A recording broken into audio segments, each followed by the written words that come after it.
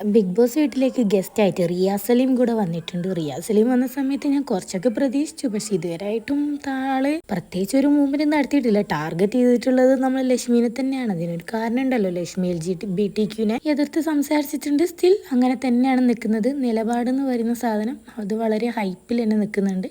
ഇതുവരെയായിട്ട് മാറ്റിയിട്ട് വരെ പറഞ്ഞിട്ടുണ്ടായിരുന്നില്ല. അപ്പോൾ റിയാസ് സലീം പറയുന്നത്, യശോ ഞാൻ റിയലായിട്ട്, അതായത് പുറത്ത് ഞാൻ ഇങ്ങനത്തെ ഒരാളോട് സംസാരിക്കാറ് പോലും ഇല്ല എന്നൊക്കെ പറയുന്നുണ്ട്.